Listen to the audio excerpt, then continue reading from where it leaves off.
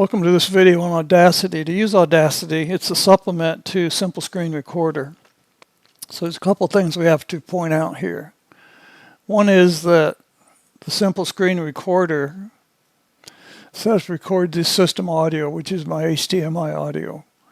But down here on my system, my HDMI audio is turned off, but it doesn't matter. That's just the output to the speakers.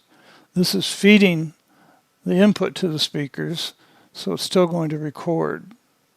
So I want to point that out. You can have your speakers disabled because you really don't want the feedback coming into the microphone from the speakers, yet you want to record speaker audio in Simple Screen Recorder. Also, when you first started, always make sure you do your audio setup, which I can't do while it's playing, but always make sure that you set up your microphone. You see your microphone signal right here. One thing I want to point out with Audacity is there's this effects concept you can actually use, noise removal, and we can't do it with the thing running. But basically it allows you to get rid of all the background noise, and it's worth doing that. And I'll start to preview. You can hear my voice. If I ping over here,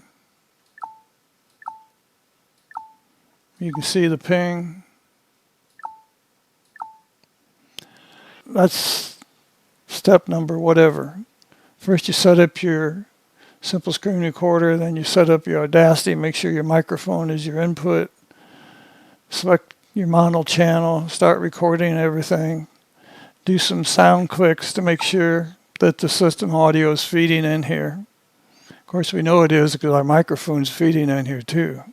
So in conclusion, if you use the noise reducing effects, noise gate, if you use that, then you have to include the MP3 file created by Audacity when you go ahead and put that and this screen capture file into Shotcut, because you need the noise reduction capabilities of the MP3 file. If you don't use the MP3 Audacity noise reduction, then you don't need to use the MP3 file created by Audacity because the data is already in the screen capture.